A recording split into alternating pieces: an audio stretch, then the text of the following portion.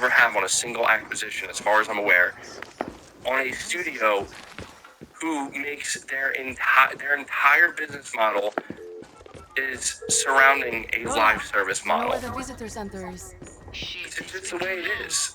And again, like, I don't think it means that Sony's ever going to stop making single-player games, but here's where I want to talk about something a little bit differently. Well, it's the same topic, but I want to talk about it from a different viewpoint. Let me get to these super chats. Josh, you're saying people don't realize how much of a W it would be. Sorry, I already read that one. You're talking about Half-Life Alex. Lyro, you're saying Rockstar fanboys, not the community, are the worst, defending GTA Online, Defective Edition, etc. I don't want another one like that here on Sony. And that's the thing. That's where I'm like, I'm not trying to be a fanboy towards Sony. And what I'm about to talk about is what will kind of paint that picture. By the way, I do want to apologize. I don't know if you can hear my son's kind of crying in the background. He has another molar coming in. He's still teething. He's very upset today. So if you hear any like crying in the background, that's why he's not very happy today. He heard that Sony was pursuing all these live service games, and he's very upset. Very upset.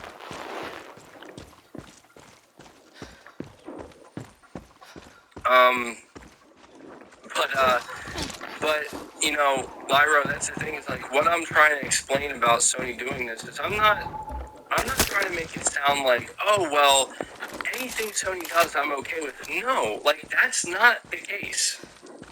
That's not the case. I'm not trying to say that, oh, you know, if Sony wants to if all they want to do is make nothing but live service games, go Sony. No. I don't want people to confuse that. It's just, this is where I have to start explaining just for me personally. I do like multiplayer games, guys. Like, I always have. I've actually played quite a few, well, maybe not necessarily live service games, but there have been games I've engaged with that are live service games or have tried to be live service games, but multiplayer games over the years. And this is why I'm not against this. I'm not, because I think this is what Sony needs. Like, I played Ghost of Tsushima for 131 hours, and I think about like 80 to 85 of those hours were in the single player, and the remainder of that time was in the Ghost of Tsushima Legends mode, because it was awesome. Like, when I think of Ghost of Tsushima, I think of the multiplayer Legends mode as well. And this is where I'm just like, look, I like multiplayer games, guys. I always have. When I look at my gaming history, I play just as many multiplayer games as single player games. And so I guess I just want to kind of highlight that this is why I'm not necessarily completely against Sony doing this. I am nervous. I have my reservations. Like, I do think 12 live service games is kind of fucking insane. Like, that is crazy, and I hope that it's not, you know, I don't want to see all of them crash and burn. I also don't want to see all of them become the next Fortnite. It's just, that's a lot. And when I think about the games in particular that Sony could be making, so, for example, I don't mean to keep using this one, but this is the one that's likely going to launch first, The Last of Us Online. Do you know how badly Naughty Dog would have to fuck that game up to make me not like it, to make me not want to play it? They'd have to screw that up pretty bad. They'd have to screw that up pretty bad, man. Because I did play Factions, and like, when I played it, I'm like, yo, why is no one talking about this? You know, like, why is this not talked about alongside the single player? Because this is really good. I mean, this is really good. There's something really, really good here. And that's why I'm excited, because I'm like, clearly they realized, oh shit, there's something more here. More with it. So, I can play The Last of Us. You know, I can play the next single player game from Naughty Dog, but I can also continually go back to play The Last of Us Online. And if it bothers me that people in the I see people in the chat where they're just like, I'm just like capping or lying, or I'm like, this is what bothers me, because like then you must really not know me. And maybe that's my fault. Maybe I haven't done a good job conveying, but like I've always played multiplayer games. I've been playing multiplayer games since the PS2 days. So, it's one of these things where it's like, I know that there are a lot of PlayStation fans who are strictly single player, like that's all they engage with. That's not me. That's never been me. I buy all the single player games, and I play almost all the single player games, but I've always played multiplayer as well, you know? And this is just where it's like, look, I don't like to see what happened necessarily to a game like GTA, where it's like, we could have gotten single player DLC, we could have gotten maybe another single player game for them by this point, but GTA Online was just so successful, they decided to just quadruple down on that. It's like, that is not what I want to see Sony do, you know? But I don't view Sony the same as Rockstar, you know? Sorry, I have a couple other super chats here. Got Magnum Visuals. You're saying you can cancel Game Pass with Truebill? I didn't know that. The Cave Crusader, you're saying, I have with you, bro, but you're in such denial. Sony are driven by all the profits games like GTA 5 and Fortnite are making and want a piece of that pie. Well, dude, that's the thing. Is like, I'm not denying that, the Cave Crusader. Absolutely. I'm not saying this isn't about money. I'm just simply saying it's like, look, I want to believe that this can be a win-win situation. That's all I'm trying to say. Like, I love almost everything Sony does in the single-player space, and I don't want to see that altered. But I also like the notion and the idea of, hey, we have these single-player experiences that have these characters and these worlds, but we also want to have a multiplayer component to that as well. That's like really fleshed out and something you can keep coming back to. To me, that's what I like. I want that, but I don't want it to be like, okay, for example, if Ghost of Tsushima gets like a standalone multiplayer mode and it's like a live service multiplayer mode and it's really successful, that doesn't mean that I would be okay. That doesn't mean I would be okay if Sony was like, well, we're not going to do Ghost of Tsushima 2 now, or 3. Why would we? We can just do the live service. No, that's the last thing I want. But I just feel like both can exist, and there's no reason, like people didn't always hate GT Online, you know that? That's the thing that I want to kind of like reiterate here, is people didn't always hate it. The reason why they ended up hating it is because that's literally the only thing that Rockstar gave a shit about. About creating new characters for single player experience. They didn't care about expanding my story for single player players. You know, and instead it was just now all of our resources are going to go into this live service team. And it's like, I get why they did that. I don't want to see that happen. But again, you know, I don't believe that's what Sony's going to do if they have some successful service games. Believe me, here's the thing, if that is what Sony does, I will be the first one to call them out and be like, this is bullshit, and they gotta stop. But I guess I'm just not gonna assume the worst until the worst happens, you know? Anthony Perez, you're saying since the pandemic lockdowns, me and my friends have played more multiplayer games than ever, but we are craving better multiplayer games. And that's something I want to mention as well, dude, is that, like, not all multiplayer games are good. Like, a lot of these, I'm kind of in the same boat as you, where I kind of go to multiplayer games as just, like, my junk food type. I don't like to call it that, but, like, just my go-to, just relax, don't have to engage too much, just shoot the shit a little bit, you know, play some rounds, whatever it may be, whether it's co-op or multiplayer, and I always look for, like, that go-to game. But I do feel like some things have gotten really stale, and some things do get too repetitive, and it's like, this is another reason why I am excited to see what Sony can do, because it's like, if Sony's gonna take some of their IPs, I feel like they could maybe actually bring something fresh to the table, potentially, right? In a multiplayer space. And that, to me, you know, sounds like it could be worthwhile. I mean, my whole thing is, where are all these? Everybody who's so against live service games, I just find it funny. Like, don't they realize that Sony was legitimately trying to pursue this with the PS3? Like, they were all in with multiplayer. They were literally trying to create their own Halo with Killzone. So I just don't understand why people make it sound like this is so bizarre for Sony. Like, Sony's always cared about multiplayer, dude. Like, they always have. Yeah, Warhawk and a lot of other stuff. Saying it failed. Well, I think there are a lot of different reasons why it failed. But this is where it's like, well, and guys, here's the thing. Come on, let's call it what it is here. You don't want that. This could fail too. Everything's covered in blood. Oh yeah. See you at the gate. Sony could release 12 live service games, and all 12 of those games could just die a swift death. You know. You're saying, but there were no microtransactions at the time. Yeah, that's true. But then again, most of them weren't free to play either. It's gonna be a balancing act. But this can fail too, and I think people need to understand that as well. And that's why I'm just saying, like, look, I don't want to make any concrete assumptions either way. I don't want to say that this is going to be great, this is going to be successful for Sony, and it's all going to work out great in the end for everybody, guys, because I don't know that. But I also don't want to say, oh, this is going to crash and burn, this is going to be a nightmare. I don't want to do that either.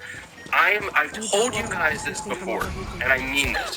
Sony, at the very least, and I feel like a lot of you guys could at least agree with me on this one, Sony has at least earned, at this point in time, the benefit of the doubt. Right? They've done good by me, they've done good by many of you, they've done good by single-player gamers, and things are still going great. You know, I mean, we're talking as if, oh my god, Sony canceled God of War Ragnarok, and Wolverine's going to be a live service multiplayer game, you know what I mean? Like, none of this has happened. So I feel like I'm not going to jump to conclusions that they're going to completely screw it up. I mean, look, it's not like they haven't had hiccups and bumps on the road, and it's not like they won't. I mean, trust me, there will be bumps along the road, but, you know, I'm just a matter of putting my money where my mouth is, you know, which is, I like single-player games. I already told you guys, I'm going to buy God of War Ragnarok. I'm going to buy probably every other single-player game that Sony, AAA single-player game that Sony launches this generation. But I'm probably also going to play some, you know, I'm telling you, like, everybody makes it sound like, I promise you, here's the thing. Everybody is making the assumption that this is a bad idea and it's going to fail. But I'm telling you now, if The Last of Us Online comes out I don't think it's going to come out at the end of this year, but let's just say the beginning of next year, somebody's going to make a big deal out of it. They're going to market the shit out of that game, and everybody's going to play it. Because it's probably going to be free to play, all right? And everybody's going to play it. And before you know it, everybody's talking about it. Everybody's making videos on it. And what if, just hear me out on this one. What if all of the conversation surrounding it is good and positive, and people are like, holy shit, this is awesome? What then? You know what I mean? Like, this is why I'm just saying I don't understand why everybody has to do this. Everything has to crash and burn. What if it's great? What if it's really good? Everybody who enjoyed The Last of Us Part 2 or The Last of Us 1, they're like, damn, this is awesome. You know? I'm just saying, like, these are the other sides, you know? These are the other sides of the coin that I think, the other side of the coin that I think some people are just a little bit, they don't want to see that side. Josh, again, you're saying PS4 games until 2025? Hell, nah, to the nah. Yeah, that was a little weird, dude. I didn't know what to say. Like, surely Sony wasn't talking about their exclusive games, right? Like, surely they just meant, like, when it comes to kind of supporting the PS4 platform, and supporting PS4 games that are on the platform. I don't think, I could be wrong, but I did not read that as Sony's going to be making cross-gen games until 2025. I just think that they basically said that, like, by 2024 and 2025, we're, like, kind of done with the PS4 completely. That we're going to kind of walk away, you know? And Yeah, I don't think they were talking about like their first party exclusives and whatnot. But yeah, that would be. That just makes no sense. It really wouldn't make sense. Let me see. Say very rare. You're saying, what's up, MBG? I hope your afternoon is going well so far. I'm happy to hear that you have an inside of your own. Keep grinding, bro. Hoodie is dope, by the way. Well, thank you. I'm glad you enjoy it. Yeah, I don't know. I'll have to see.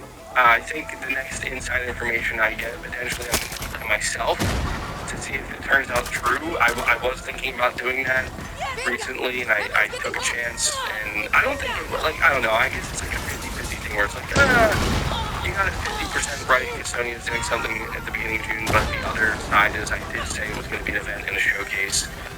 Well, I got that wrong, you know, and so it's like, I think the next piece of information I get, whenever that may be, I might keep it to myself to see if it turns out true or not, and I'll know how confident I can be, you know? Alright, let me see.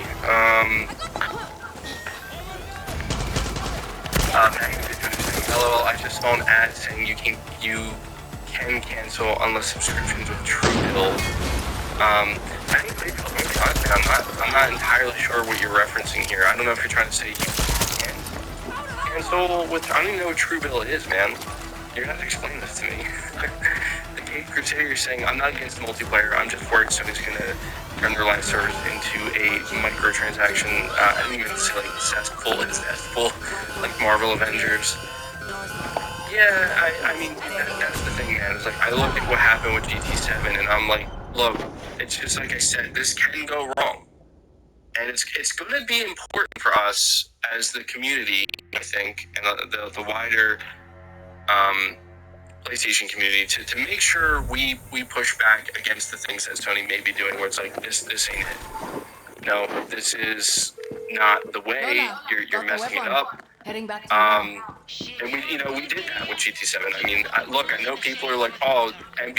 I see a lot of people are like, MBG, you're just a fanboy. You'll say anything Sony does is good or right. But I bet you most of these people were not tuned into the podcast where I spent an hour and a half literally just dumping on Sony for what they did with GT7 and basically saying how they need to get their shit together.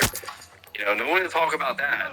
But that's the thing. I didn't do it to look a certain way. I did it because it was messed up, and that's not what we want to see. That is literally the opposite of what we want to see. And luckily, they fixed it. They turned it around. I want them to avoid those pitfalls with their upcoming games. Let me see. And well, yeah, you mentioned the Avengers game, dude. I mean, the Avengers was as bad as it gets. Like, that was just handled really, really poorly. I don't want to see them handle it that way.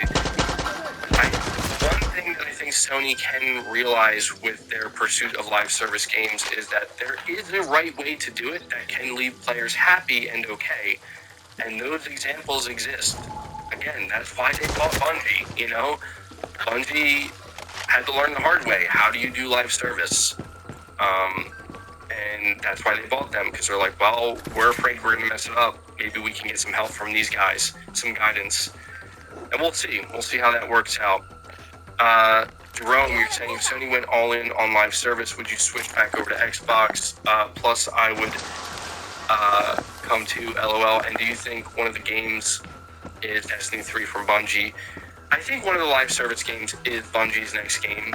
I'll tell you right now, the only way I would end up leaving PlayStation and to make Xbox like my preferred place to play is if literally Sony completely abandoned making single-player games.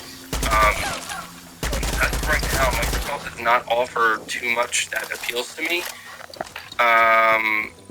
But I just, that I don't think that day is ever going to come. I mean, that would be, and I'm pretty sure I would not be the only PlayStation fan that would just straight up leave if Sony abandoned single player. I'm pretty sure most PlayStation owners would, or at least a lot, because that's why people are buying these PlayStations. Does that sound like a real possibility to you? I don't know. It doesn't. That sounds like an alternate dimension or reality that not here, Sony, you're saying Disney and Marvel do the same thing. They produce a bunch of TV series for Disney Plus, which is essentially like service games. You need content for PS Plus subscription, games. Yeah, and that's the thing. Is like this is where I'm saying there can be a harmonious balance. I mean, I listen to the way Jim Ryan talks about this, and I pay close attention because he knows what they're planning and he knows how they're going to execute it, and he talks about doing it intelligently and doing it carefully and with care. And that's the thing, is it's like, why do you think Sony hasn't just done a game on PC, or why they haven't, why they didn't put a game like Ratchet and Clank Rift Apart yet on the PlayStation Plus? Because they're not going to dive in head first. I don't know why people think they're going to do that. When has Sony ever just dove in head first and cracked their heads? Like, that's not the only time they did that was with the beginning of the PS3 generation, and they learned the hard way. They learned the hard way that you gotta take it slow, man, and you gotta be careful. You can't get ahead of yourself. And I'm fascinated, man. I gotta tell you, like, I'm so interested to see how PlayStation evolves over the coming years, because if there's one thing that was made abundantly clear, is that PlayStation is changing.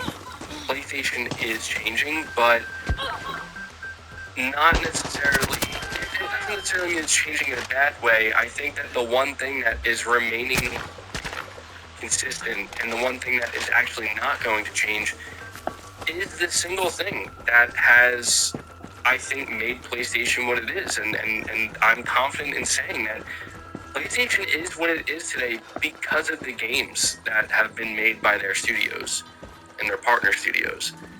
The console is obviously a very big part of that, and I suspect that the PlayStation console will remain relevant for many, many years to come, and I think it will actually still remain the priority for Sony and the PlayStation business for well over the next decade.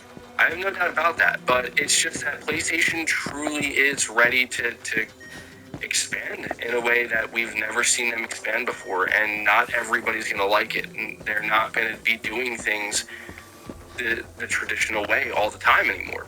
And service games are just one part of that. Something else that was a big part of this is how Sony is embracing PC. And, the same thing happened that always happens, where it's like,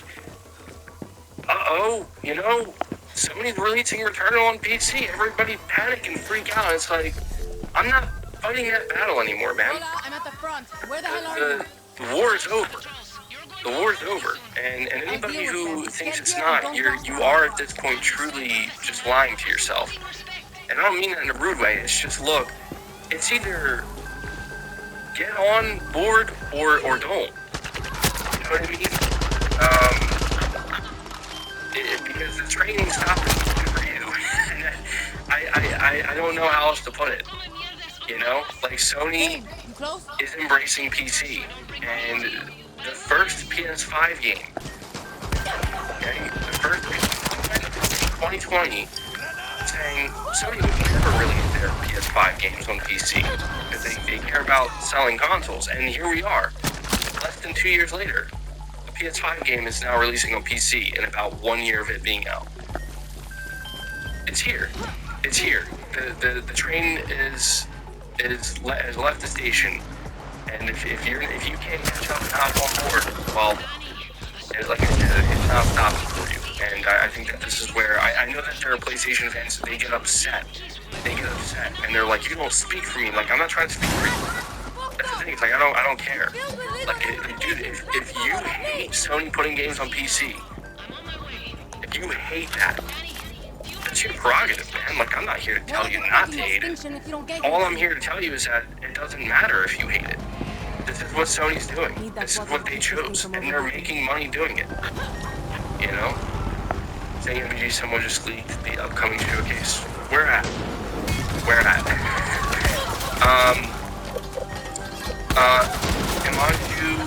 I don't know if I said your name correctly.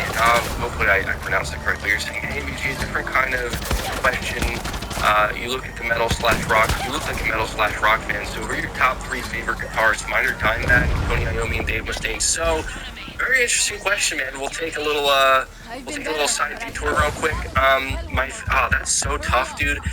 First of all, Slash is up there for me. Slash, Guns N' Roses. Jimmy Page, obviously Led Zeppelin. Dimebag Darrell's obviously legendary. You mentioned Tony Iommi and Dave Mustaine. You know who I want to throw in here? Not necessarily a metal guitarist.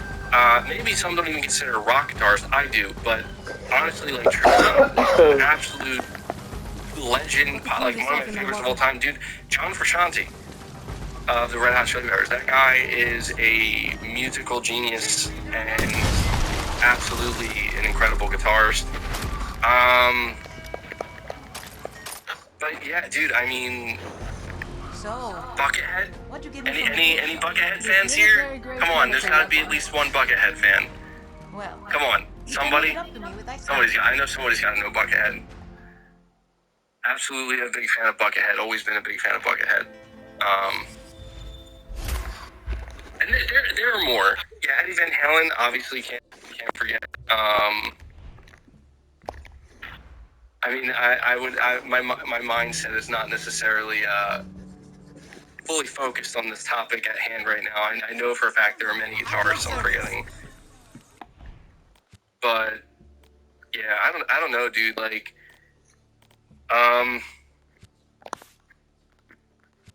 music today, I don't know. I have trouble getting into like new music these days. I mean, Kirk Hammett, obviously, he's a legend too. Chris Cornell, Eric Clapton, Angus Young, AC/DC. Yeah, it's true. Yeah, I mean, again, there's a lot of legends I'm forgetting. But those are some of the. I'm specifically highlighting John Frusciante right now because I've been really transfixed on the Red Hot Chili Peppers lately. I've been really into their latest album, and I don't know how many of you guys have listened to the latest Red Hot Chili Peppers album, but Jimi Hendrix, of course.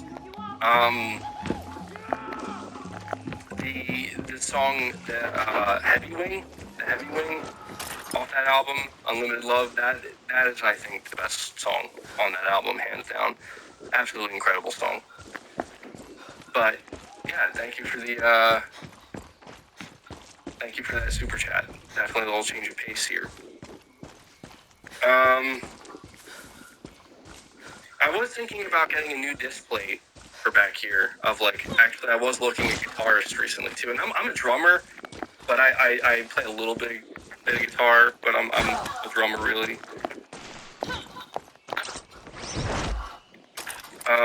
Okay, let's see. So I gotta keep this thing going though. So thank you for that.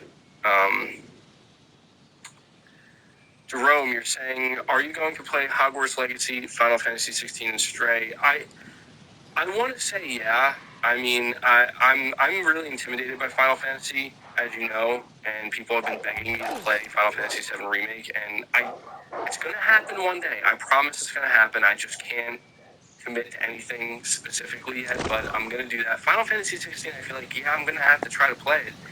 It's basically it's a huge game. People are very excited. And I'm like, I'm just gonna have to dive in, and get over my whatever this block. I have like this kind of mental block with Final Fantasy. You just won massive points with me. I love John Frusciante and Buckethead. Listen to nonstop for years. Well, there you go, man. Same here, dude. I've been listening to Buckethead since like I was a kid. And I actually saw him live too, back in 2007, and he melted my face with his insane shredding. So, let me see. So, in Stray, I might give Stray a try. I might do it. Stray, I am too. You're saying, like you, I'm not worried. I think you meant to say you're not worried about PlayStation whatsoever. They've made some mistakes, but in comparison to other companies, look at where PlayStation is. That's all I'm trying to say. I want to give Sony the benefit of the doubt, not so that they can take advantage of me as a consumer, or I don't want them to take advantage of that goodwill, obviously, but they have earned some. You know, they have earned some, and I feel like this is an area where it's like, all right, you know, I like multiplayer games. I'm always excited to play some new multiplayer games as well as single player. So let's see what happens. We have Tram2, you're saying, oops, not worried. Okay, yeah, that's okay. I appreciate the second super chat, but I totally got what you were trying to say. And thank you for the 5, Harold. I appreciate that. So yeah, I don't want to spend much more time talking about the whole live service thing. It's just that Sony, and this is I think the last thing I'm going to say before I move on to whatever topic I have next. We have some good topics for the ring. You know, I barely got into a lot of them here. Jerome, final thing, good, are you not an RPG guy? No, I'm an RPG guy to an extent. Like, I usually find with RPGs that I first time to play them a lot of times, and like I kind of get overwhelmed by them, you know. And you know, a lot of RPG games, they do have a bit of a learning curve and whatnot, and it just takes me a little bit longer to kind of get into the flow. But I definitely do like my fair share of RPGs.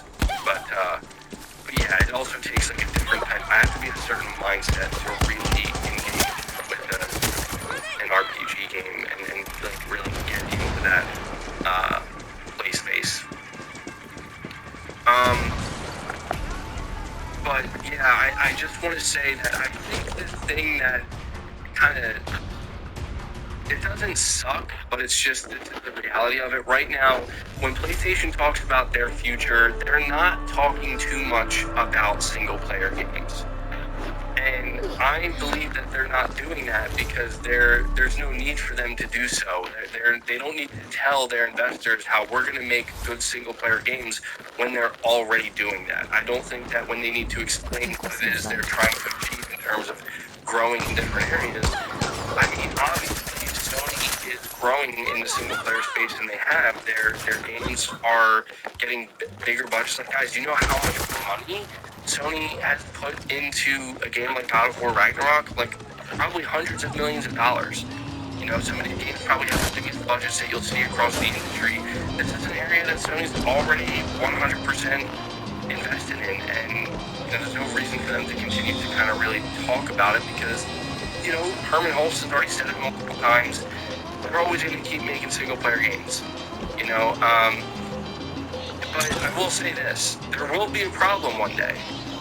If Sony's goal is to, because I remember Hermen Hulst said this, he was like, well, can't we kind of have good storytelling in multiplayer games? And it's like, absolutely, Herman, yes, we can. Just don't make that the only storytelling you're doing. You know, don't make the only storytelling you're doing, don't make it so it's only in multiplayer live service games. We need those single-player games as well. And I have the utmost confidence that Sony will continue to deliver that. Because if I ever start to suspect that the day comes, I'm not expecting it, but if I ever do suspect as the time moves forward that Sony is beginning to kind of slowly put out less and less single-player games, but each year they're putting out more and more live service games, then we'll have a problem, and we'll have to have a conversation, for sure. Alright, let me see, State of Play League, let me see, is this that's the image I already saw, yeah, we already went over that. Okay, so the next topic we have in line here, let me see, I got it written down here, talk about the State of Play. Okay, so here's something I do want to talk about, because this was really not something that I was expecting to learn about. So, I mean, can we all agree here? Let me poll the audience here. Can we all agree that Spider-Man 2018 is one of the greatest, well, just one of the best games made, period, but possibly the best superhero game ever made? I mean, I know that a lot of people consider the Batman Arkham games the best, and so I guess maybe at the very least they're like tied. I think we can all agree on that, right? Anthony Perez, you're saying, I'm a Final Fantasy fan, but I rarely recommend it to friends because they are like you. But Final Fantasy 16 has the DMC battle director, and the story seems Game of Thrones-esque. Yeah, that was one thing that I heard about Final Fantasy 16 that definitely caught my attention. I'm like, oh, it seems like there might be a big emphasis on, like, just kind of fast-paced and smooth combat in Final Fantasy 16. So that is something that definitely, makes me kind of raise an eyebrow in a good way and be like, oh, okay, maybe I am going to have to give this game a try. But yeah, the reason why I'm mentioning Spider-Man is because, guys, we learned early last week, we learned that, we hold on one second, guys. Sorry, it's not very often I ever get, like, messages in the middle of a podcast that are, I feel like I have to actually respond to. I apologize for that, I don't mean to be rude, but look, we heard early last week that apparently Marvel went to Microsoft before Sony, where dude, the funniest thing is when people think that I'm talking to Hassan. Like, that is the funniest thing ever. Oh man, they're on to us, Hassan. No, it's not. But apparently Marvel went to Microsoft before they went to Sony, and they essentially offered Microsoft, a Marvel game, a AAA exclusive Marvel game, and it didn't have to be Spider-Man. From what I understand, they said you can make any character you want, and you can make a AAA game for your platform. And Microsoft, for some reason, dude, and I can't believe it, like, they're like, nah, we're just gonna focus on our own stuff. And Sony immediately jumped on that. I mean, could you just imagine? I mean, when we think back to not 2018, but the entire PlayStation 4 generation, I mean, what would the generation look like without Spider-Man? I mean, it'd still be an amazing generation, but Spider-Man is just like, I mean, it's huge, it's huge, and the craziest thing is that, I think the craziest thing is the fact that if Microsoft had accepted that deal, that we could actually even be seeing, like, this Wolverine game being made by Xbox, or a partner studio with Xbox or something, for Xbox, and I don't know, man, I heard that apparently, I think it was, Mr. Matty Plays, he came out and he said that he heard that Microsoft also passed on the KOTOR remake deal, and Sony jumped on that too, and I'm like, what the hell are they doing over there at Xbox, man? And no offense to Indiana Jones, but they're like, yo, we got Indiana Jones. I'm like, that's cool. And apparently it's not even going to be exclusive, but it's like, you guys passed on Marvel? Are you out of your minds? Are you crazy? I'm glad, because we wouldn't have Insomniac and Sony and Marvel where they are today. But, yeah, I don't know, man. I kind of understand that the time of when this was happening, this was like, I think 2016 or 17, or maybe it was before that, maybe it was like 2014 or 15, something along those lines, but it just feels like, oh yeah, and apparently Activision Blizzard, being the snobs they are, like, Marvel basically was not happy with the games that they were making. And, there was like that 2014 Spider-Man game, and they were just like they were like, this isn't good enough, like, we need to find somebody who can do a better job and do more justice to these Marvel properties, and I believe what Activision told Marvel as they left is like, good luck finding your unicorn. And it's like, well, I guess they did. I mean, damn. It worked out though. It worked out really well, and we know that. I mean, look, this is why people are so excited for Wolverine, because we see what Insomniac can do. Like, Insomniac is absolutely beyond proving themselves and what they can achieve with a game like Spider-Man, and the idea that they're going to give that same kind of care and love and you know, attention to detail, right, for Wolverine with a massive budget from Sony and Marvel. That's exciting, dude. So I thought that was just kind of crazy because I don't know, man. Like, I just feel like Xbox is out of touch to a degree, man. I do. I really think to a degree Xbox is out of touch with certain like pop culture stuff, and I just think that it's like you gotta be kicking yourself in the ass. You know what I mean? Like if you're the person who, I don't know if it was Phil Spencer or somebody else at the time, who's like, yeah, no, we're good, we're not gonna make a Marvel game. I mean, you gotta be kicking yourself in the ass at this point. Space Gambler Jr., member for 17 months, Players Unlimited, thank you, buddy. You're saying, think about it, MBG, if Nintendo hadn't screwed Sony, we wouldn't have PlayStation. Yeah, you know, I think about that from time to time where I'm like, it is thanks to Nintendo screwing over Sony that PlayStation exists, you know, and it's weird sometimes, and when you look back, you see how these things kind of work out, how they pan out, and it's like, yeah, you know, you never know what's going to happen, and I guess what I can try to say here is that I feel like if there was ever a time where Xbox just should have taken a chance and said, screw it, let's just see what happens, is with Marvel, but they passed on it, so I don't know. I don't know. Xbox is weird a little bit, I think, with the way they handle things, because you know what else is strange to me? And we just talked about this. Do you guys know that apparently Sony has the marketing rights for literally the next 3 Call of Duty games? And I heard, I don't know if this is true or not, but apparently that is going to stop Call of Duty from entering Game Pass. I think Sony's marketing deal is what's going to stop Microsoft from being able to put Call of Duty into Game Pass until probably like 2025, 2026 or something like that. And I mean, look, the reality is once the deal is over and Microsoft will own Activision, they will own Call of Duty, and when that happens and the marketing deal between Sony and Call of Duty is done, it'll be over. See, but that's the thing, I just want to say, I don't know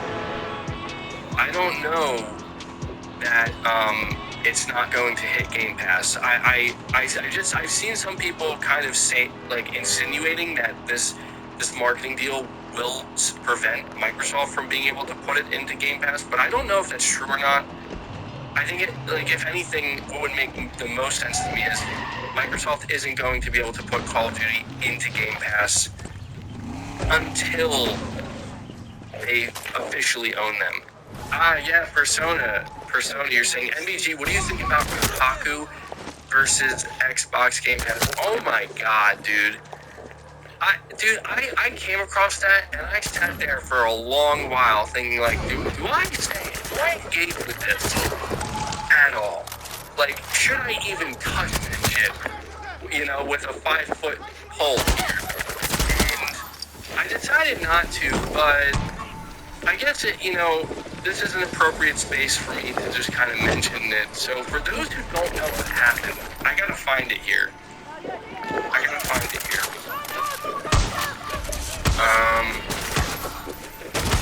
Sorry, hold on. I can bring it up. What was it? It was, Kotaku, right? That got owned. Which is pretty funny because it's Kotaku. I gotta find the article. This happened, I think, earlier in the week. Scrolling down here, how long? They posted a lot of stuff.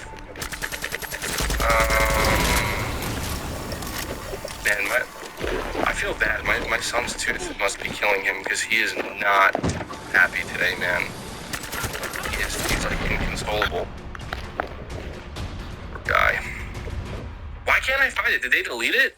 I'm just gonna have to go to the Xbox Game Pass Twitter. I feel like it shouldn't be this difficult to find it. Sorry guys, I just want to make sure. Okay, here we go. I got it. Alright, so I have the article here. So Kotaku tweeted out on May 23rd, they said after years of hype, the Xbox Game Pass burnout is here. And there was an article they wrote up that I'm probably going to check out to get a little bit more context. But Xbox Game Pass, the official Xbox Game Pass Twitter replied by saying, quote, tell me limit yourself to only AAA games without telling me you limit yourself to only AAA games, end quote. And Kotaku got ratioed into oblivion here. So the original Kotaku article got 4,500 likes or hearts, and Xbox's Game Pass response got 62,000 likes, and it absolutely ratioed Kotaku into oblivion. Now, I'm going to be honest here.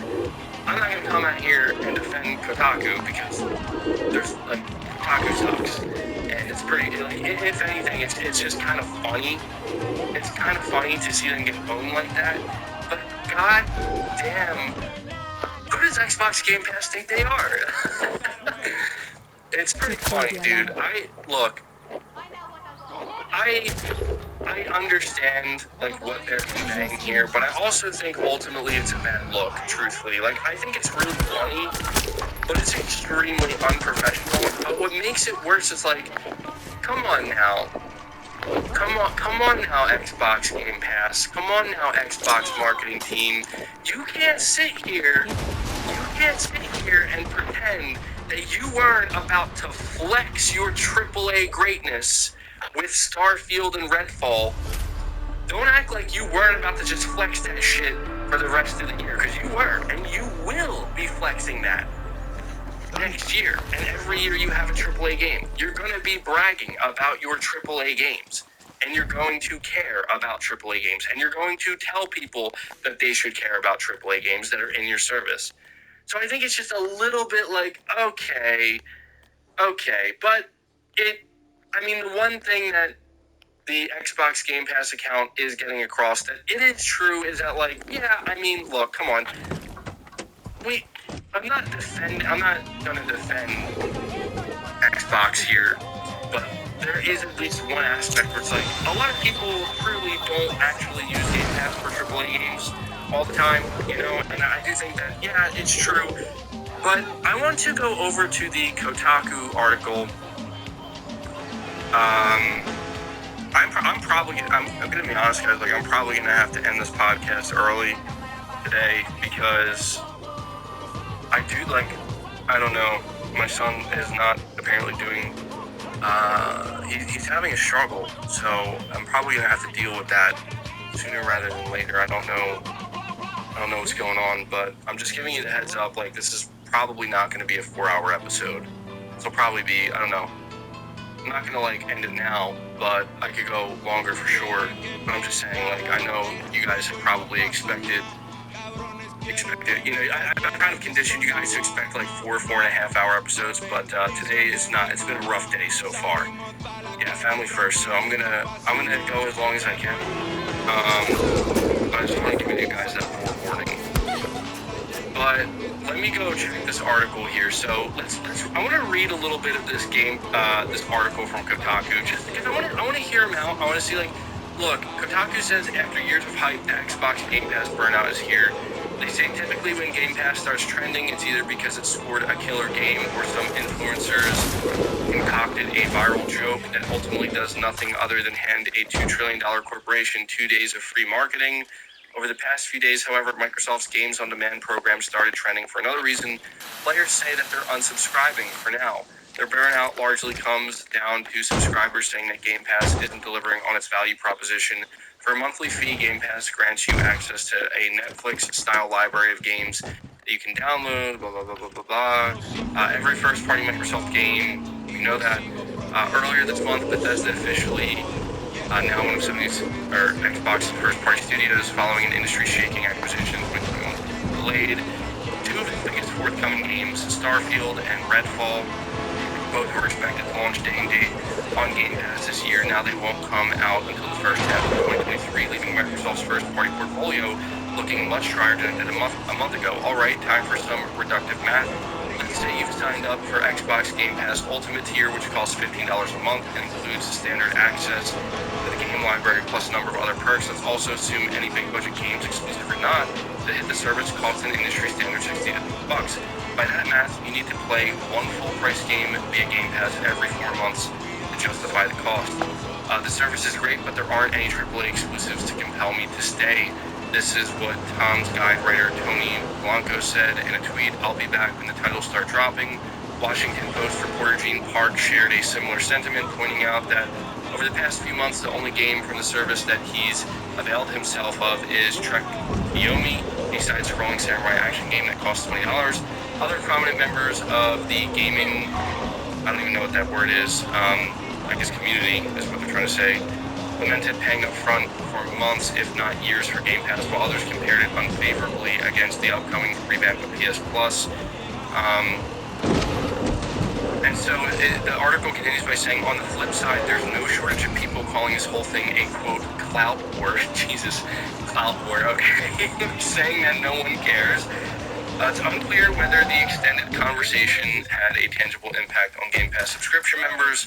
Microsoft does not make such figures public, and representatives from the company do not immediately respond to requests. So, yeah, I mean, look, this is what Kotaku's saying in their article, and like, this is where shit, this is where fucking social media annoys the shit out of me with this type of dumbass shit. And I'm not gonna pull any punches here because, like, let's get something straight.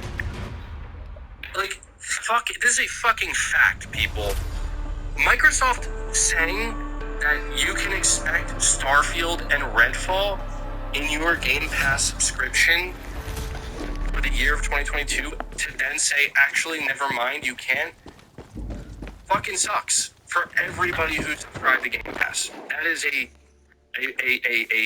blow to every Game Pass subscriber. There's no way around that.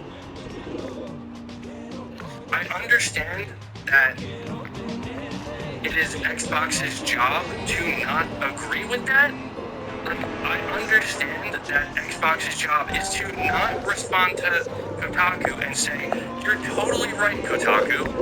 People are burned out on Game Pass. Absolutely not. That would be the dumbest shit to do. But this is, like, possibly one of the most unprofessional things I've seen, where it just proves what I've said about Xbox correct.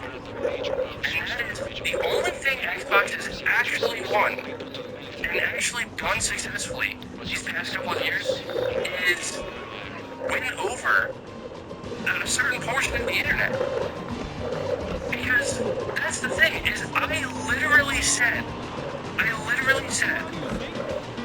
I think it was maybe last week, possibly, I think it may have been the week before, but when we heard about these delays, I literally said that this is going to cause people to unsubscribe. Not permanently, but for a while. Like, it's going to, in the short term, hurt Game Pass and hurt Xbox.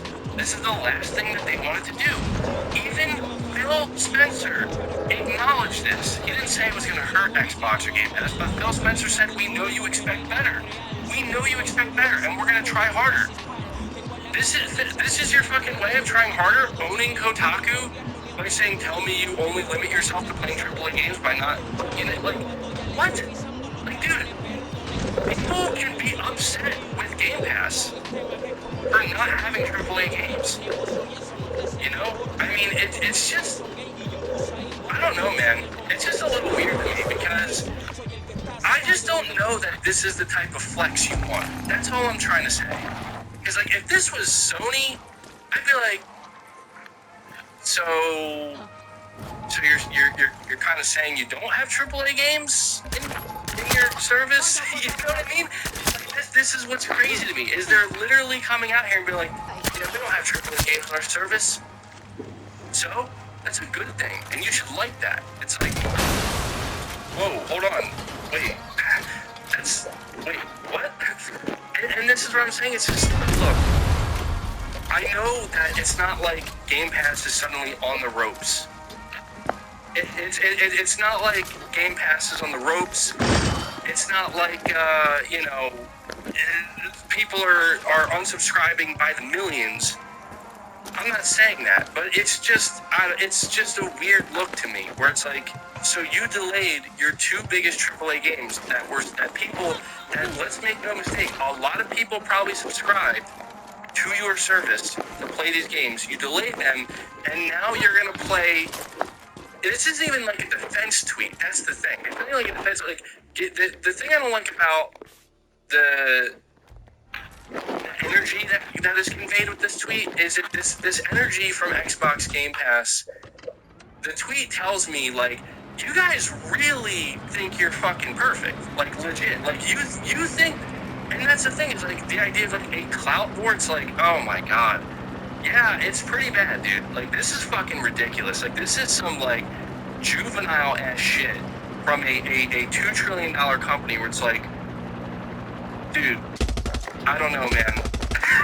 it's just a little bit weird to me where it's like, okay, alright, I mean, go for it, bro. I guess, I mean, look, Xbox Game Pass won on Twitter anyway. Right? Like, that's the thing. It's like, the reason why I didn't touch that was because I was like, I mean, look, everybody's liking their tweet. They're getting ratioed. I see something about when Sony does this type of thing is genius. Dude, Sony doesn't do shit like this. The last time Sony did shit similar to this was back, it was back during, like, the beginning of the PS4 generation. And even then, like, I'm gonna be honest, man, like, Sony went in a little too hard. And it just, I mean, I know that it was like people were cheering them on, like, yeah, shit on Xbox, but it's like, bro, you're like kicking them while they're down right now. Just go do your thing, Sony. You don't gotta stoop to that level of, you know what I mean? And that's the thing, is it's just like, it's just weird, man. This is what I don't like about Microsoft and their marketing team, is they try to play the good fucking guy, like, we are above console wars, we are above this, we are better than this. And they do that, like, they behave that way when it's convenient for them.